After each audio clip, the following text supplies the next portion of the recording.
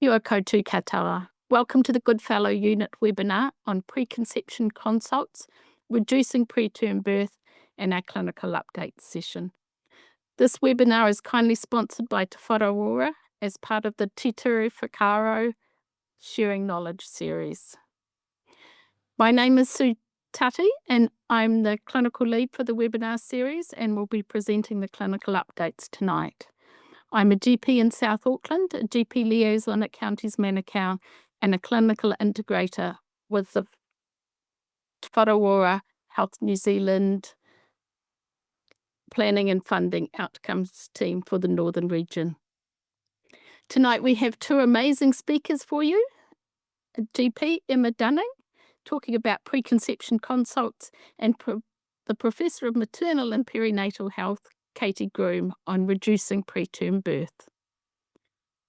Emma describes herself as a health communicator and former Wellington GP.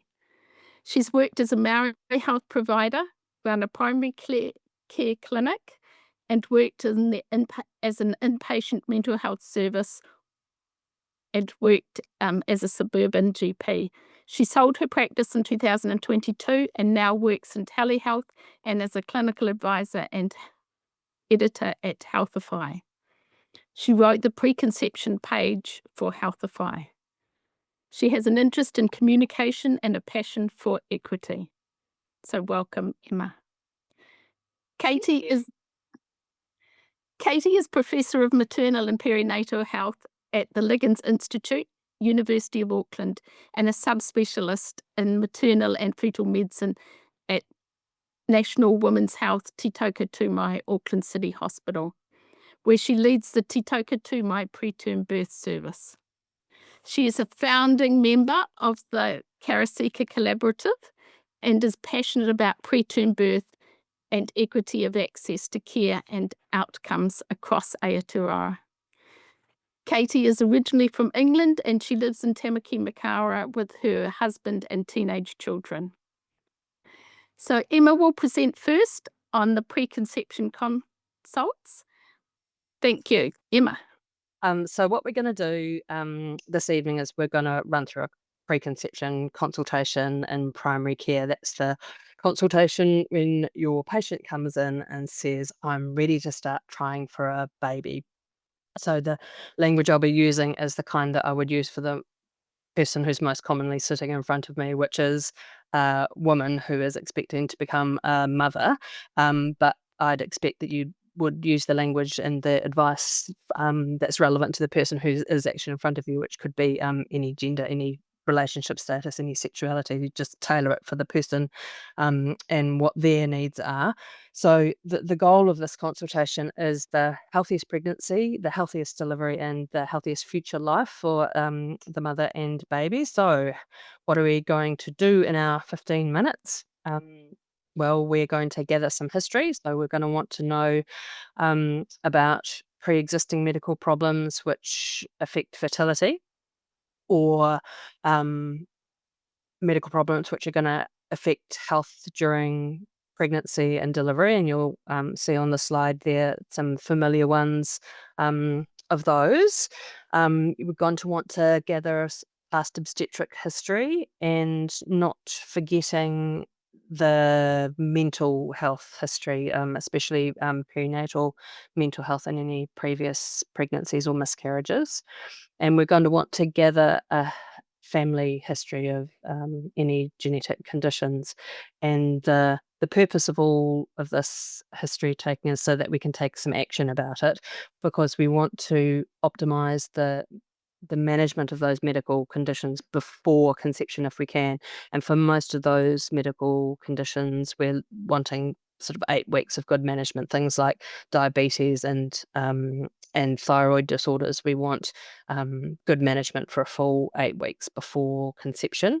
And when we know about these conditions, we can seek advice or refer people to the appropriate medical or genetic clinics before conception happens. Another technological moment for me. Look, I can change slides. So we also want to know some things about how their health is going currently. So we want to check what medications they're taking and if they're safe in pregnancy. So we want to check all of them, which we can do through the New Zealand formulary or this handy website, which is the NHS and UK. It's called Bumps. The references at the end. Check their smoking history, their alcohol history, substance use, and do ask about methamphetamine because there's a surprising amount of recreational use. It's not necessarily socioeconomically determined in the way that you would think. The diet and exercise recommendations are the same as the general population, but it's worth checking in on those things as well. With weight, we know the effect that excess adiposity has on pregnancy and delivery and risk. It's worth approaching this gently because we also know the risk of damaging the relationship with weight stigma, and that this is not a good time to be making a person feel bad about their body. We want people to be feeling connected and good about their bodies, and also to feel that the medical system is on their side. So meeting the person where they are with how are you feeling about your weight is a just go open with that. And the reason for collecting this information, of course, is so that we can make changes. So if there's any potentially risky medication, we can change it, and you might need some specialist advice on that, particularly if it's anticonvulsants. If you've got smoking or substance cessation resources within your practice, wonderful. Otherwise, you can refer them out. And likewise with the diet and exercise support, you have got time before conception to get that stuff underway. Screening and preventative health is going into our 15 minutes as well. So blood test, most of the country, if you tick an antenatal screen on your blood test form, these are the tests that you will get. I think some of the country you don't automatically get in the HIV, so you might want to tick that separately. Offering STI and cervical cancer screening, the depends on your circumstances whether you'll be offering STI screening. You will have collected that history earlier. And vaccinations. So rubella, the big one, the reason that it's great to have this preconception consultation is because there's a 4-week stand down before trying for pregnancy if you do need to give an MMR on this consultation. Chickenpox as well has a 4-week stand down, and that should be offered if they're not previously vaccinated or have a documented history of having chickenpox. The people to watch out for, particularly with this one, are people who didn't spend their childhood in New Zealand. If they come from often Asia, where there's not wild chickenpox and not vaccination. Influenza and COVID vaccines if they are due, but if they're not, haven't had pertussis vaccines, wait, because you want it to be having the most effective at the time of delivery and for 6 weeks afterwards before the baby gets vaccinated. So do wait for the that funded window between 16 and 22 weeks. And recommend a dental checkup before they fall pregnant, because once they are pregnant, they do have a higher risk of dental disease, gingivitis and cavities, but also there's a higher risk of preterm delivery and low birth weight if mother has poor oral health. So getting in before pregnancy is good on that too. And then supplements. So folic acid you all know about, 4 weeks before conception until the end of week 12. The thing to remember is that group of people who should have the higher dose of 5 milligrams. So that's the people whose BMI is over 30. If they've had pregnancy with a neural tube defect, or anyone in their family has anything that stops them absorbing folic acid, so celiac disease, any other malabsorption illnesses, sickle cell anemia, or if they're taking anticonvulsants, and everyone else gets the 0.8 milligrams. It's worth reminding people that they can buy folic acid over the counter, because it's quite common for people to go away and forget their folic acid, and it's also quite common for people to fall pregnant while they're on holiday. Iodine, 150 micrograms once daily. Vegans and vegetarians should start their iodine at this consultation that you're having, but everyone else can wait until they have a positive pregnancy test. Vitamin D supplementation, it's the same as the general population. So if they're on a high-risk population, yes, start them now. Otherwise, wait until the positive pregnancy test. And there's a lovely guideline on community health pathways about that. And iron and B12 as per background risk. That's, again, your vegans and vegetarians, you'd be thinking about that. But it's not a standard part of a pre-pregnancy consultation that everyone should be on it. Then we come to the big mix of things, which it depends on who the person in front of you is, what they need to know. So there's a whole selection of things that you can mix and match from this the next couple of slides, depending on what this person needs to know. So the top point here, almost everyone wants to know about timing. So I usually end up talking about have sex every 2 to 3 days from that. That's interesting. From the end of your period. Oh, sorry. From the end of your period until about a week before your next period is due. I'm not a fan of getting very exact about that, because often people get very focused and it increases anxiety and kind of sets people up for a false idea of how much control that they have over the whole of pregnancy and childbirth, which is more of an organic process than people may be prepared for. But some people will have their apps, and they'll want to go more specifically into that. Pregnancy tests, I usually tell people that they really are accurate, because a lot of folk come back having taken 7 pregnancy tests, and they're not sure whether they're actually accurate or not. So they are accurate from the first day of a missed period, and if you still don't have a period a week later, you do it again, although I don't know anyone who can wait a whole week. What to do when your pregnancy test is positive. Maternity care in New Zealand, most people won't know a lot about maternity care if they haven't been pregnant before, particularly if they've come from overseas. They may not need to know too much about it, but certainly we should know that there is funded maternity care in New Zealand. Some people will need to know about miscarriage if they have had a friend or a family member who's had miscarriage. They may be really worried about that right from the start.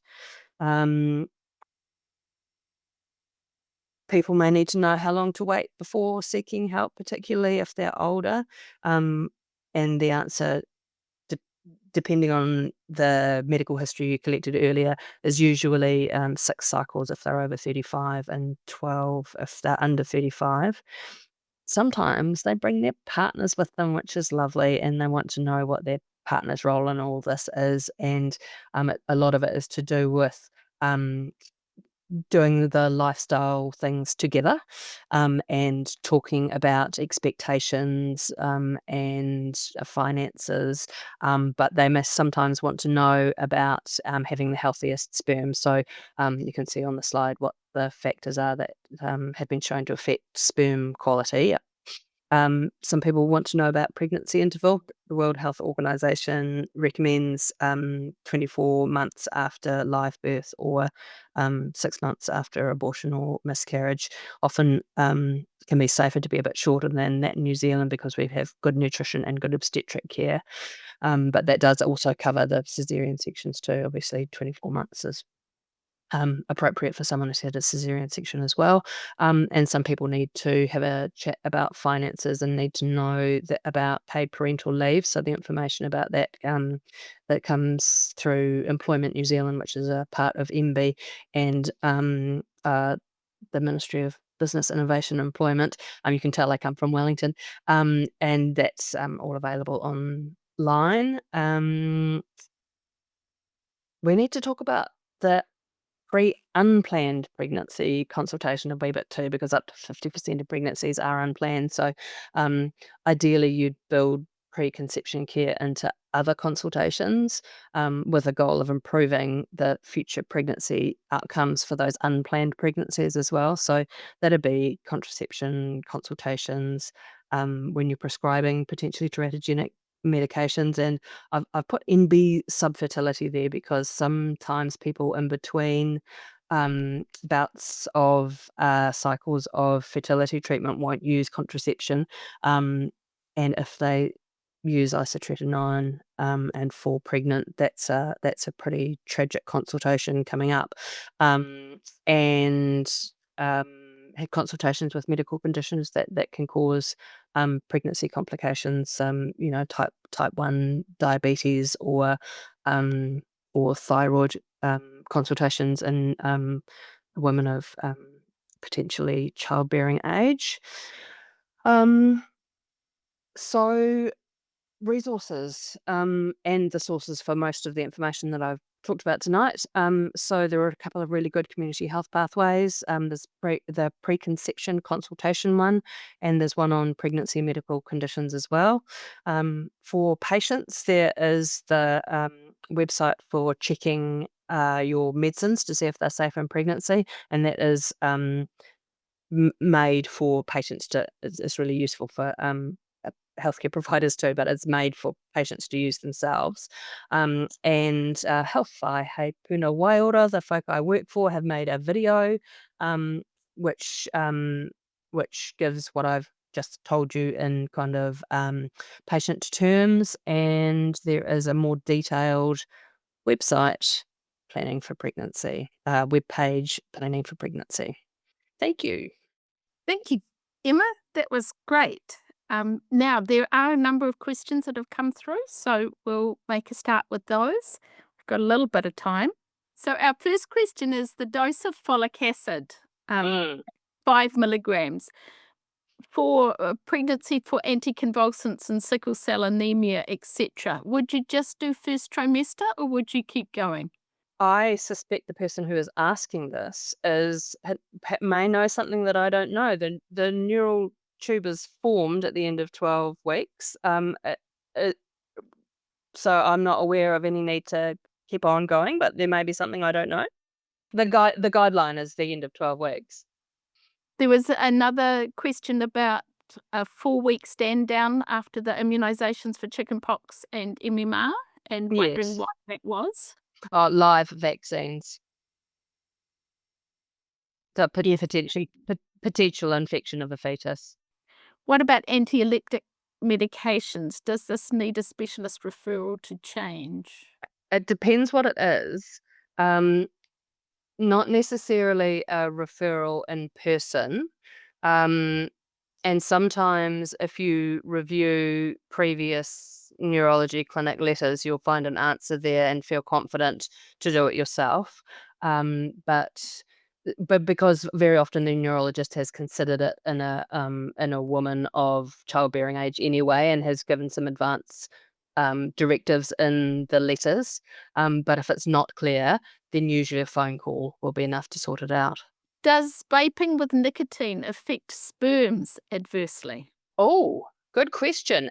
When I looked up to see what the evidence was for what had been proven to affect sperm quality, nicotine from vapes was not on the list. So I can't positively say that it doesn't, but I can say that there is not evidence that it does. Thank you.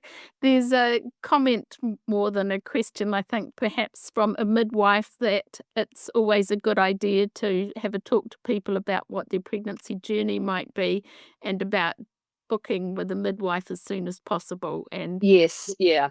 So that's what I meant by what are you going to do when it's positive, and what is maternity care in New Zealand like.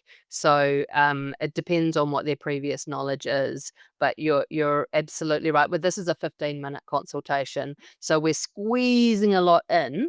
Many people will simply say, I'll come back and see you when the pregnancy test's positive, and that's when you have the conversation about booking in with a midwife LMC.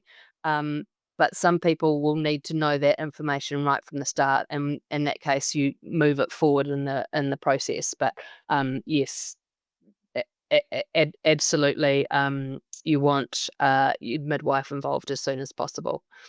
next question was, thanks for your talk, Emma. Do you talk about epigenetics and implications for future generations? Not in 15 minutes. Um, the these are the people who are presenting. So these are the people who have real concern for the best possible pregnancy.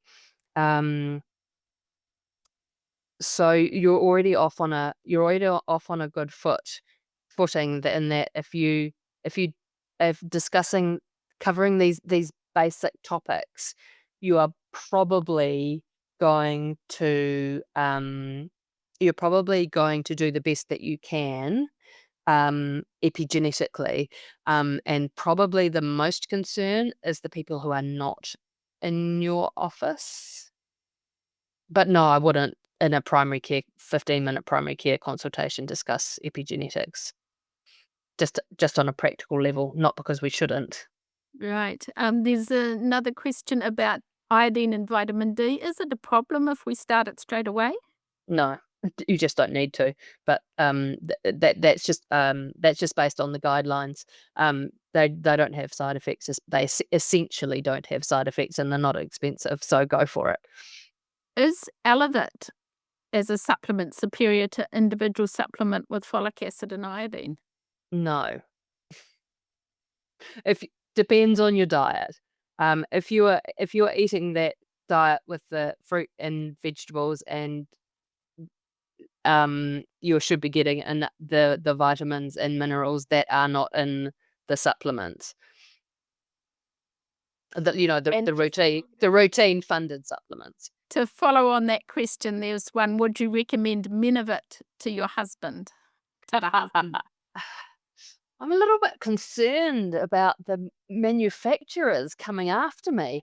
Not necessary. So it's for people who do not have subfertility.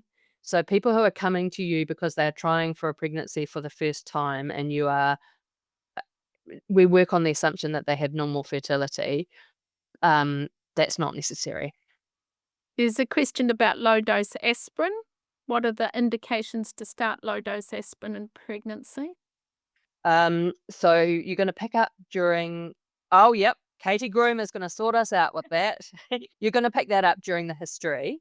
Flags are going to pop up during the history of their past medical conditions or their past pregnancies that are going to make you go looking for the answer to that question. And you're going to ask someone like Katie Groom, who's going to tell you very shortly the answer. If PCOS, do you refer sooner than 12 months of trying, I guess she's... Yes.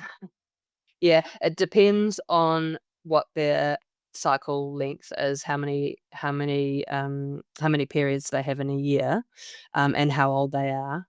But yes, you would err on the side of referring earlier. And there's a question about vitamin D. Do you stop it after birth or carry it on through breastfeeding? Breastfeeding as well. Okay, I think that you've done a sterling job at answering all those questions. Thank you so much, Emma. And You're very welcome. We'll pass over to Katie. So kia ora, everyone. As Sue said, my name's Katie Groom, and I'm really, really delighted to be having the opportunity to talk with you today. Really hoping this will be an opportunity to really start building a relationship with primary care. And I am going to talk a little bit about prevention of preterm birth, and it really dovetails beautifully with Emma's talk, because there's certainly some aspects in preconception care which can be useful. But I'm going to give you a bit of an update on where we are nationally with preterm birth, and our new collaborative approach to preventing and addressing preterm birth. So we definitely see this as something we would love to be working with primary care with, and maybe at the end of this you'll have some ideas about how you may want to work with us and how we can support you. There's a lot to cover in 15 minutes, so we'll get moving. So when we're thinking about preterm birth, it is a huge spectrum. Of course, there can be those births at 36 weeks. Baby goes to the postnatal ward with mum, and it's pretty straightforward. But of course, we have those devastating losses at 23, 24 weeks. And I would extend the spectrum of preterm birth really from 16 weeks onwards. We know the mechanisms of second trimester miscarriage are often very common to spontaneous preterm birth. Wherever we go globally, whether that's through the WHO in every region in the world or here in Aotearoa, we have seen no change in the rate of preterm birth over several decades. If anything, potentially it's rising. So it is a really important issue for us to continue to consider and aim to address. If we think specifically here in Aotearoa, we don't just see no change in the rates of preterm birth, but I think probably more importantly is that the impact of preterm birth is experienced differently for different people. So if you live in different regions of Aotearoa, it's not where you give birth, but where you actually live. We see a variation in the rate of preterm birth from 6.5% to 10%. But we also see significant differences, as I'm sure you do in a lot of the care that you provide in primary care, by ethnic group. So that's the rates of preterm birth, but we also know how people experience preterm birth if it happens is different, and that survival after extreme preterm birth below the 28 weeks is different, particularly if you live in rural areas or for Māori, Pacific and Indian whānau. So I particularly, and many of us feel this is unjust and unfair, that we really need to be thinking more critically about how we can address preterm birth.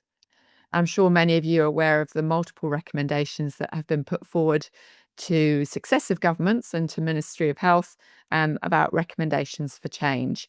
There's just some examples here, particularly thinking about addressing equity in pregnancy care, but also support for a national preterm birth prevention programme.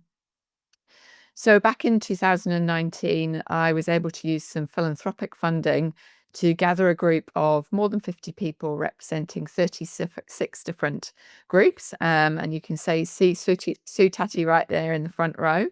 And we got together and had a very robust and helpful day. And I have to say, it was pretty fabulous. At the end of it, we very much came together collectively and all agreed that it was time for us to work as a stakeholder group to try and bring about some change. And that led to the establishment of the Karasika Collaborative, and it's named after the oldest daughter of Tina Allen Makaraka and her partner Tassie Wilson. And Karasika was born in 2014 at 23 weeks and 6 days, and she died within an hour of birth. And Tina and Tassie, you can see them there at the front of our collaborative day, have remained involved ever since. So we officially launched the collaborative in 2022, and we have a vision that preterm birth rates will be lowered, preterm birth care will be optimised, and equity in preterm birth outcomes will be achieved in Aotearoa. Now, we won't achieve that by one single action. We need to think about spontaneous preterm birth. We need to think about provider-initiated preterm birth. We also need to think about when preterm birth is required or inevitable and how we can prepare better for it. And that our approach is whānau-centred and culturally responsive. I'm not going to spend a long time going through how we're set up, but we do have a transdisciplinary steering group, and we have a whānau whenurupu who walk alongside us. We currently do most of this in our spare time, and some of us in our professional roles, and we are funded to have a part-time program manager. We now have a number of working groups that support our activities, and really just to talk about what those are: clinical practice change, education and health promotion, research and measurement of impact, and particularly advocacy and engagement and workforce development is something that we can do as a collective group. We do have a very small annual service agreement with Whatu Ora since 2022. And as I said, the majority of work is done in kind or through professional roles. We've been able to really leverage off research as well. So just really quickly, in terms of advocacy engagement, we have a very strong relationship with the Little Miracles Trust now and across a number of different groups. I'm going to talk about Taonga Tuka Iho, and every single college, society and group associated with maternal and perinatal healthcare has a named representative. We've made several submissions to government. We're trying to build our media profile. I'm always happy to contribute to events. In terms of education, we have held an annual education event every year since we started, and this year it's on the 17th of July. You'd all be very welcome to come along. We have started a podcast series, particularly for whānau, but there will be some for healthcare professionals. And really importantly, we launched our website at the end of last year. This is particularly whānau-focused material on our website and a great resource for you to direct people to. But it also hosts Taonga Tuka Iho, which is our national best practice guide around preterm birth care, which I will speak to. And we do really try and make sure that the work that we're doing is got research embedded into it and that we're measuring our impact. So just to show you some of the studies that we have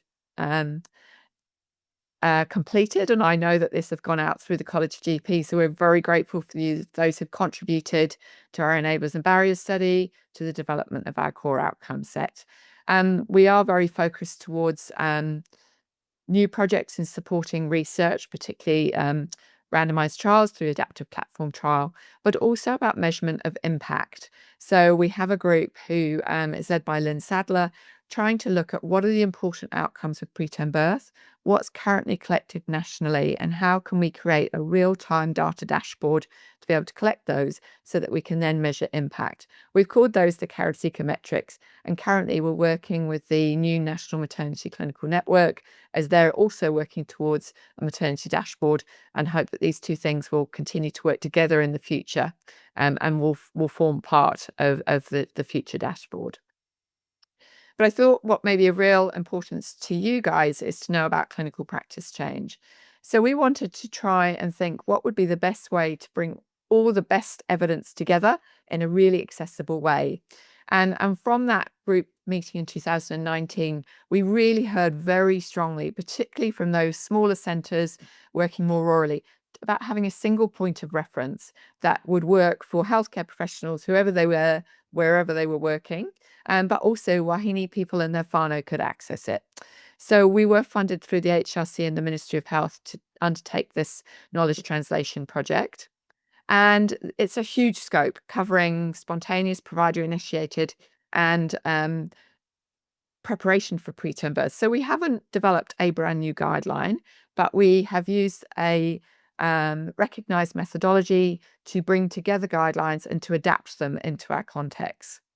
So we spent a long time thinking about what the scope of purpose was, and it blew absolutely out of control. We ended up with 194 health questions across 37 main topics. So it is ongoing because it is so huge.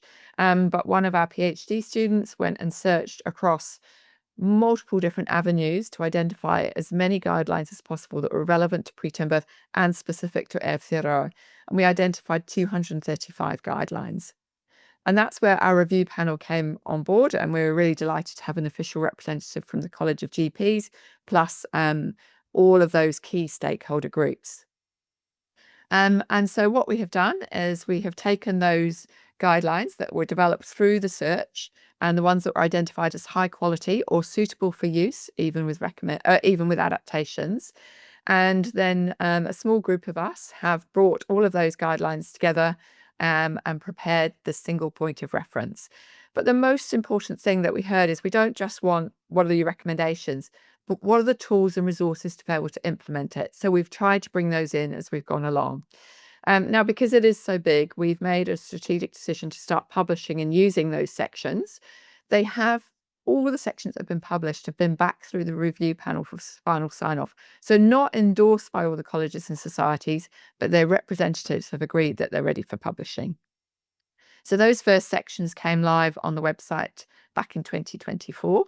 And just to show you the main sections here. So the one that is published and available for use, probably a little bit less relevant for you guys, is about preparing for preterm birth. But it covers all of these areas about when we know preterm birth is likely to happen. And I think there might be useful resources for you to be able to direct people to. The provider-initiated ones I will just cover very briefly, but these will be available in the next couple of weeks. And those specific to spontaneous preterm birth will be available by the mid to second half of this year, and then the final sections by the end of the year.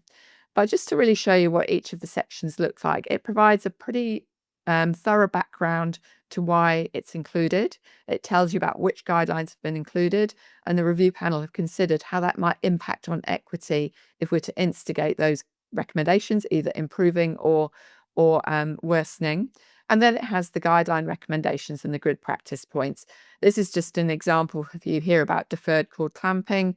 It gives the information that comes from the guidelines that you would consider the sort of highest level of evidence, but then also where we're able to collect good practice.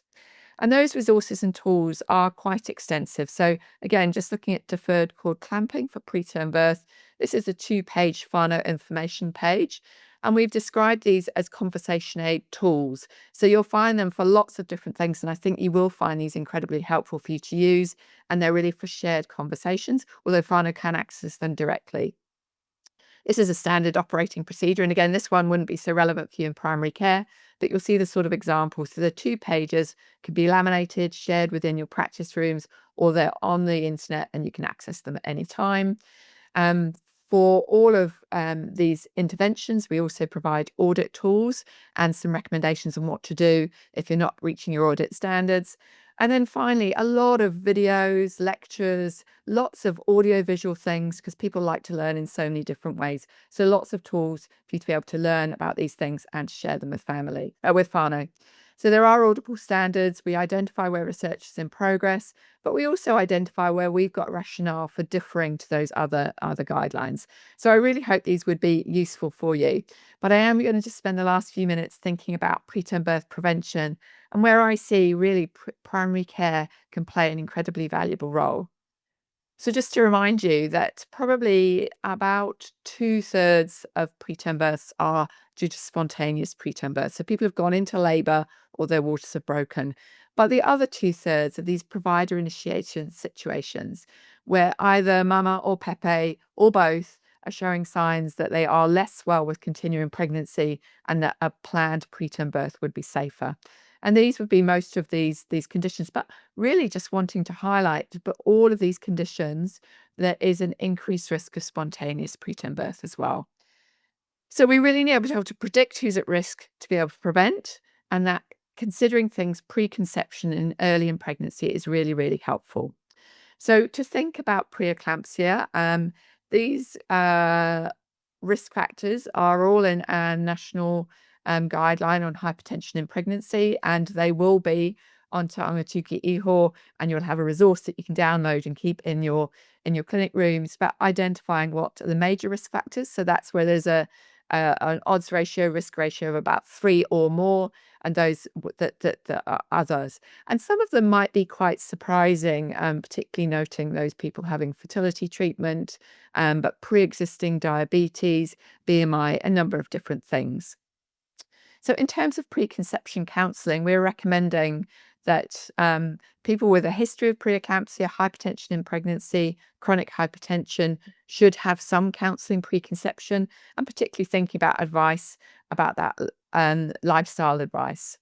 I noticed Emma said thinking about review of medications. There are some women on antihypertensives prior to pregnancy where there should be some adjustment of that. And we really say trying to do that prior to or as early in pregnancy as possible, at the time of positive pregnancy test, or by 6 weeks if possible. And I really reiterate that recommendation about talking to women about seeking a midwife, a lead maternity carer. We really are struggling with that, but getting people booked in as early as possible to help with the risk screening. There was a question about aspirin. So our national recommendations, if you have one or more of these major risk factors, it's a 100 milligram dose of aspirin at night or in the evening between 12 and 17 weeks, and continue it to 36 weeks. Some of the international guidelines, so SOMAN's, Vigo, have introduced a recommendation of 150 milligram dose, We are nationally advocating to stick with the 100 milligram dose at the moment until we can source a preparation in New Zealand that's appropriate. At the moment, it's only enteric coating and it needs to be cut in half. So that's not a suitable preparation. And we think that really will affect compliance. So we do have a national recommendation at present to continue with the 100 milligram dose. And again, for those women, particularly with low dietary intake of calcium, there is good systematic review evidence suggesting benefit of calcium supplementation. The other major cause of provider-initiated preterm birth is fetal growth restriction. And I do say fetal growth restriction when you're considering preterm birth. We shouldn't ever be planning an early birth just because of small for gestational age. We would expect to see that additional compromise. So again, we have here early onset risk factors, major risk factors, and minor risk factors. Interestingly, this is the terminology used in the National SGA guideline, but the early onset risk factors are more significant risk factors from the major ones. And where these high asterisks are posted, that is where the recommendation is about starting aspirin for these people. And again, it's the same dose, 100 milligrams at night prior to 16 weeks and through to 36 weeks. Again, those people with significant risk factors here, periconception lifestyle advice, that folic acid 800 microgram daily dosing, getting booked in early, and really helping and supporting people to become smoke-free, ideally before conception. But we definitely know from observational data that if they can become smoke-free by 15 weeks, then their risk of fetal growth restriction is back to that of a non-smoker later on in their pregnancy. I'm just going to very briefly touch on those medical conditions because Emma really covered that nicely, but really thinking about optimizing medical conditions prior to pregnancy, referring through where appropriate, making sure the baseline investigations are taken and the appropriate treatment, and the same thing at the start of pregnancy. For pre-existing diabetes, really important to optimize diabetes control prior to pregnancy wherever possible. And that's both for spontaneous and provider-initiated preterm birth. So as I said, those sections and including the resources and tools to support you will be starting to load up at the end of this week, so available within the next few weeks. I'm just going to now very briefly, and I know I'm running 2 minutes over time, forgive me, Sue, just touch on spontaneous preterm birth as well. And what I always say to people is, remember, this isn't a single condition. Preterm birth, preterm labour is an inflammatory process. So anything that triggers inflammation may trigger the process of labour. But there are definitely risk factors that can be identified before pregnancy and early in pregnancy. And really, effective identification of those gives us the best opportunity to modify risk in the majority of situations. And what I think is a really healthy way to look at that is thinking about what's directly modifiable, what's indirectly modifiable, and what do we just have to understand as a risk factor. So in a slightly different way, I've split that into those groups here: directly modifiable, indirectly, and non-modifiable.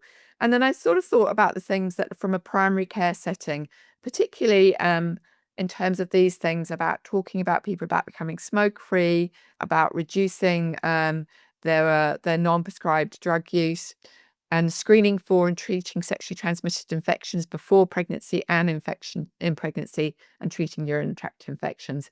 These other things are things that you may be able to address in primary care. And then these are things where really talking to women about this risk, identifying it, and getting referrals in early. So just to touch on infection, we say infection is a factor in about 25 to 40% of spontaneous preterm births, but it's much higher in the extremely preterm ones, maybe up to even about 80% in those under 28 weeks. And ascending infection is the most common route. Urinary tract infection is really important to be aware of. Women are more susceptible to this in pregnancy, and even an asymptomatic bacteria. If you screen and treat for it, randomized control evidence shows a large reduction in preterm birth.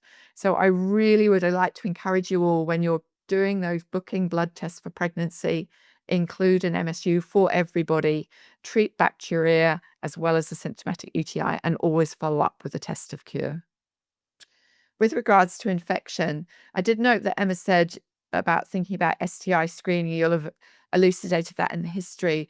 The New Zealand sexual health guidelines, and we would advocate for everybody being screened for STIs. The vast majority of people have got pregnant through unprotected sex, and therefore they are at risk of an STI. And we certainly know these increase the risk of preterm birth. We don't have good randomized evidence that they reduce the risk of preterm birth because it would be inappropriate to withhold treatment.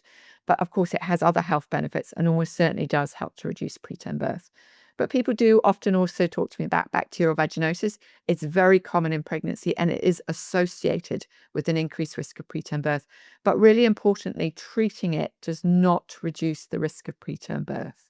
And in actual fact, particularly metronidazole has some harmful effects in pregnancy. So there is no need to screen people with a high vaginal swab. It's the STI screen that's important. And we'd only advocate treating bacterial vaginosis if women are symptomatic. Really briefly, this is a new risk factor, caesarean section advanced cervical dilatation, a huge outburst of new studies coming through, not showing that it's a huge impact in terms of increased numbers, but women having a caesarean section in the advanced stages of labour, particularly if there's a uterine extension, are at an increased risk of spontaneous preterm birth. And if it happens, it is very likely to be a recurrent cause. So these are people, if you see somebody who's had a preterm birth and they say, well, it's strange because I had a caesarean section at term last time, it's worth checking at what stage of labour it was done. And these people we would love to see and meet with. So what do we do about these directly modifiable ones? The ones where people have had previous preterm births, they've got congenital uterine anomalies, they've had that advanced caesarean section dilatation. Well, within our recommendations, we are saying that these people should have some care through a preterm birth clinic or a specialist advisor. Now, we know that doesn't exist across the country, but part of the work that we've done is to establish a community of practice. It's a 12-month pilot study, and we have had 17 hospitals of the 20 hospitals providing pregnancy care engaged with it. So we are enabling people around the country to become up to date and a local expert on the risk of spontaneous preterm birth and how to manage that. So again, these actual resources are already available on Taonga Tuki Iho, but they will be available later in the year. But there are some great resources that you can see. These would be referral criteria for people who should be considered for some additional surveillance. And often that is cervical length surveillance, but also targeted treatment of cervical cerclage and progesterone. So you can access through Taonga Tuki Iho this resource. What is a preterm birth clinic? It's the same sort of thing that a preterm birth advisor in a smaller unit might do. So who do we see? What do we do? Which is screening for infections, cervical length surveillance. And then there's another 2-page about the treatment options, which you might find is a really useful tool to talk to people about cervical cerclage and progesterone and a number of other things. So just really briefly say, please screen for those risk factors, both for spontaneous and provider initiated, for everybody that you see prior to pregnancy or early in pregnancy. And, you know, please come along and learn with us. We are a real transdisciplinary group. You'd be very welcome to come and join us on the 17th of July. And I'm very happy to answer as many questions as I can in the next few minutes. Thank you, Katie. That was a whirlwind presentation. There's been a few questions. We've only got a couple of minutes, but let's get through a couple if we can. How early can you start calcium supplement in pregnancy, and what constitutes a low calcium diet? That's a great question. You can start it whenever you like. So there is some hesitation with starting aspirin early. There's some very observational, not well linked data suggesting a potential association with gastroschisis, which is why we recommend starting aspirin from 12 weeks. But calcium, it can be pre-pregnancy or whenever you see them, and carrying that through to birth. What constitutes a low calcium diet? It's a really tricky one to measure. There's a lot of debate about the value of calcium at the moment, but particularly in the high-risk population, the systematic reviews would support it. So I usually just chat to people. I talk to them about how much yogurt they have, how much cheese they have, how much milk they have. And if they're not having a daily intake of that sort of calcium supplementation, and I routinely prescribe it for people with significant risk factors, major risk factors for preeclampsia. Thank you. We've had a question come through online too. The risk of preterm birth if you've had a surgical termination of pregnancy or any instrumentation into the uterus in the first or second trimester? Yep. So I know it was a whirlwind, but you'll see that 2 or more uterine instrumentations is something that does meet the criteria for cervical length screening. So in terms of even one uterine instrumentation on population-based studies does increase the risk of spontaneous preterm birth, but it's marginal. So we have to be realistic about what we can achieve and not causing undue anxiety. So the evidence that we have really clearly is that management of a surgical termination of pregnancy, surgical management of a missed miscarriage, is associated with a risk of preterm birth. There have been some more recent studies, even including IUCD insertions and hysteroscopies. I try and pull away from that too much, but I think certainly encouraging women to consider a medical termination of pregnancy or medical management of the miscarriage is really future-proofing them for safety in a future pregnancy. But somebody that's had 3 or 4 uterine instrumentations, I think, are people that would warrant having at least some cervical length surveillance, even if that was just at the time of the anatomy scan. In our unit in Auckland, we do offer cervical length surveillance, but I know not all hospitals can currently offer that at the moment. Thanks, Katie. Would you recommend routine MSU each trimester? We don't. Personally, I think it would be a great thing to do of all the things that we do. At the moment, we're just going to advocate, or we're recommending an MSU at booking. But if anyone does have susceptibility to urinary tract infections, then I would definitely do it each trimester.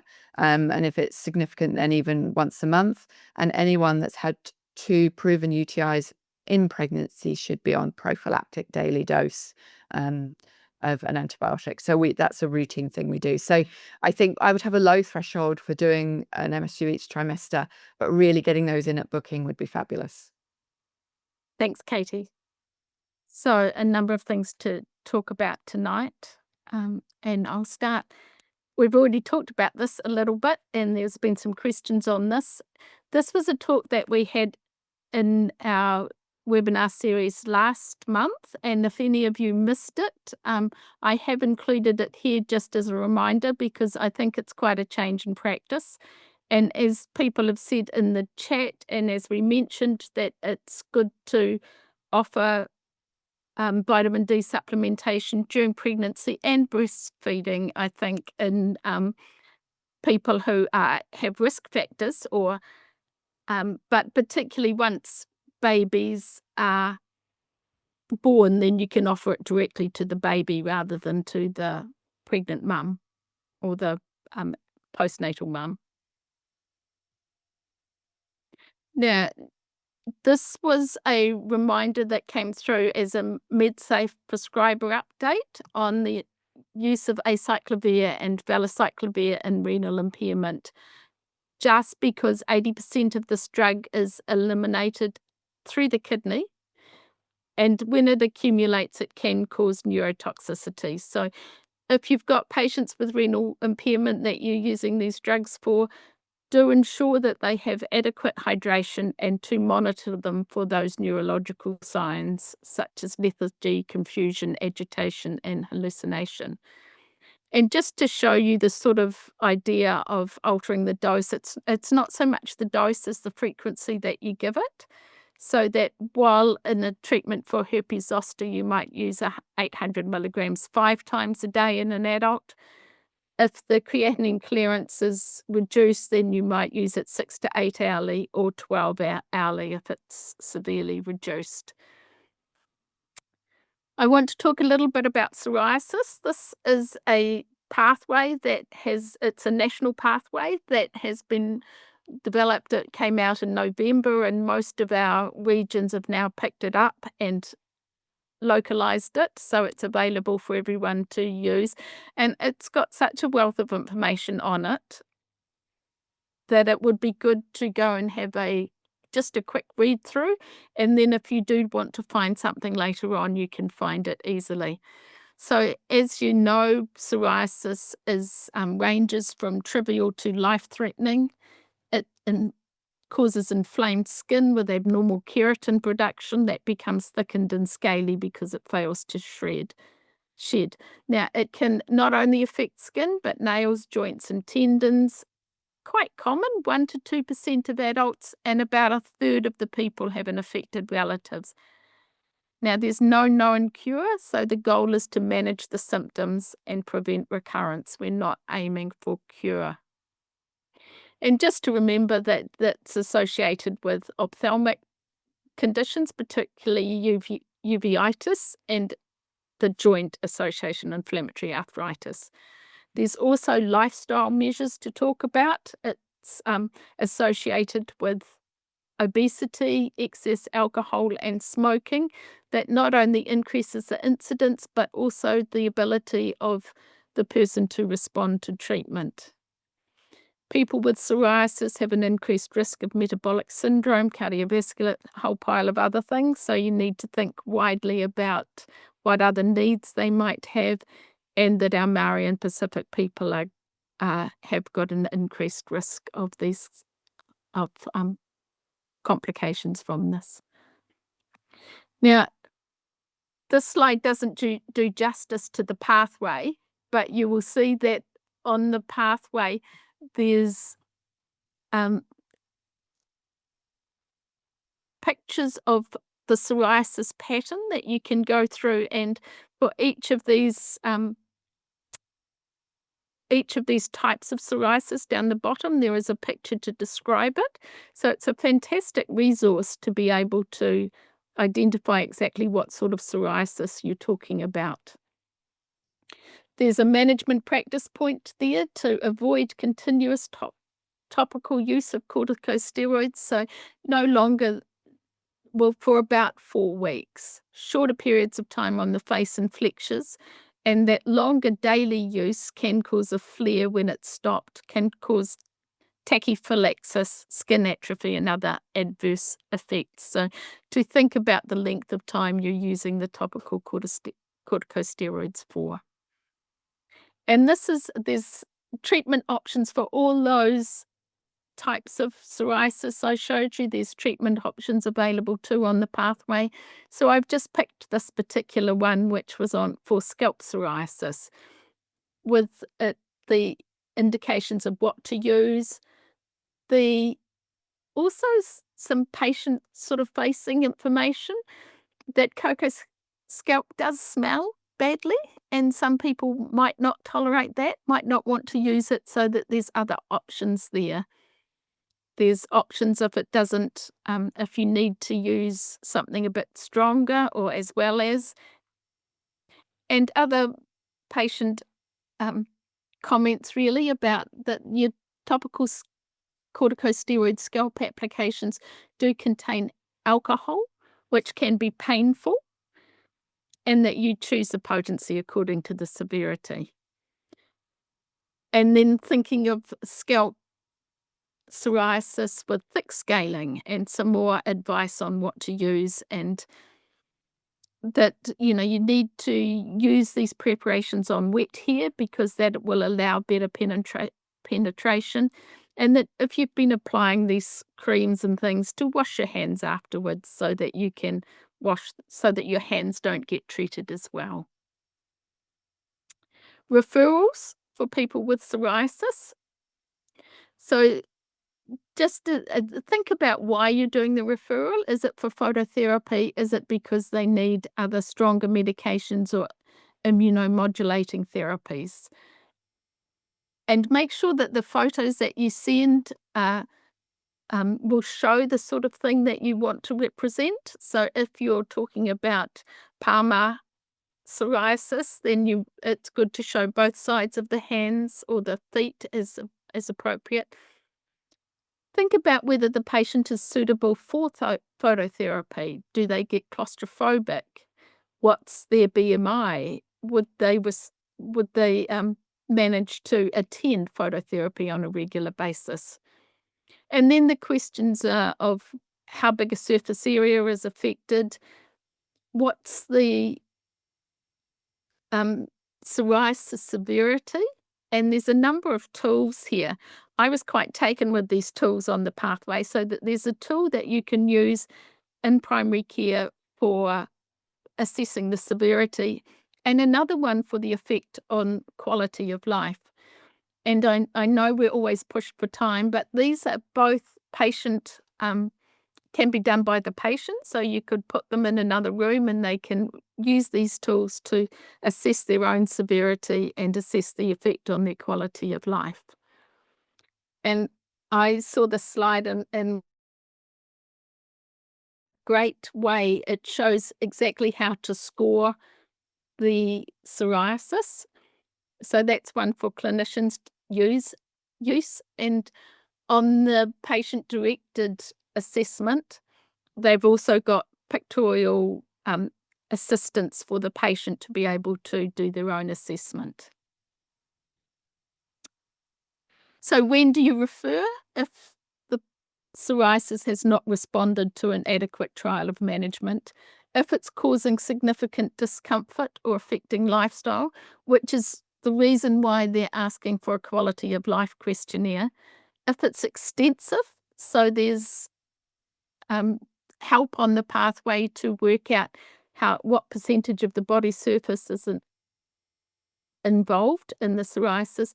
If it's inflamed or unstable, which is your measure of severity, and if there's localized pustular psoriasis. And this is another resource that you'll find on the right of the pathway is extra guides, which I think that most people will find very useful to use in primary care. So I would just encourage you to go to the psoriasis pathway and have a look at it, because it's one that I think we can be proud of having available to us. And just a note about fingertip units. This is another pathway that's available, and it's to judge the amount of topical agent that you will require. So if you've got a standard tube with a 5mm nozzle and an adult's index fingertip, it will be 0.5 grams of topical cream. And that should cover 2 handprints if you're working out body surface area. And that's your fingertip unit. And this has done the calculations for you, so you know how much you're going to be using. And on the pathway, it's worked it out into a quantity of cream that you might need for adults and for children. A few pharmac updates. There's supply issues. I think that we're hearing this a bit with difficulty getting medicines into the country or manufacturing gaps. Ultra-prop suppositories and ointment is an issue because while there is an alternative, you need to write the prescription for that alternative, so you may need to rewrite your prescription. Macrogold, they're just saying, please, it's limited stock, and maybe we should give preference to those on clozapine that have more need of this medication. Sotalol, salbutamol, the Duralin combination inhaler won't be available until at least October, but you can get both those products as separate inhalers.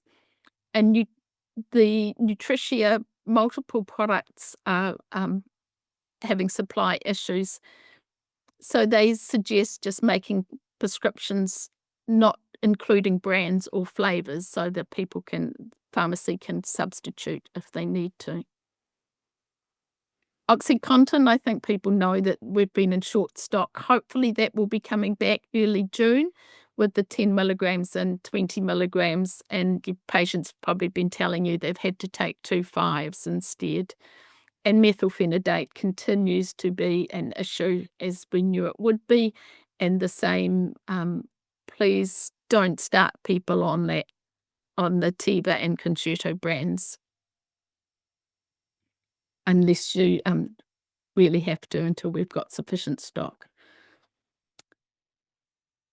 These slides were included last time about the changes in the insulins, and basically the changes that they are some of the older insulins that have short-acting insulin in them, and the mixed insulins will be moving from short-acting to rapid-acting. And the major concern with this is just to watch for the risk of postprandial hypoglycemia. So because it's a more rapid acting insulin, short-acting insulin, it may just drop their sugars more quickly than they have had previously. 2 pharmac proposals, Marina and JDS. Now, I talked about this last time or maybe the time before, and apparently they've had so much feedback that it's not going to be processed to start in July as we had hoped, but hopefully it will be coming soon. And a proposal to amend access to COVID-19 antivirals.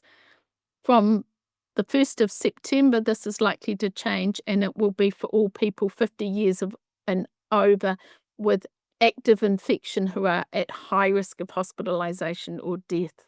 So that's the proposal. That's still open until the 30th of this month if you want to feed back to them, and that these medicines will then also be handled in the same way as any other medicine on the pharmaceutical schedule rather than in the privileged way they had been previously. And looking forward, system change, I think the biggest new thing that's coming up on our horizon is the 12-month prescriptions. But please remember, this is only if it's clinically appropriate and safe to do so. The plan is that this will start in the first quarter of next year. And the medication will still be needed to be collected from the pharmacy every 3 months. They just won't need to come back to get a script. And the plan for this was that it would remove unnecessary barriers for patients on stable long-term medicines, and it would release time for health professionals to support patients with more urgent and complex needs. And the last slide is just about the other things that were announced in the budget that you have probably heard about. I think the $1 billion for additional cancer treatments to pharma and other medicines is something that we've certainly seen some fruits of in the last few months with new medications being available. So we might call our session tonight to a close. Thank you everyone for attending, and thank you to our fabulous speakers, Emma and Kate, and thank you for your attendance tonight.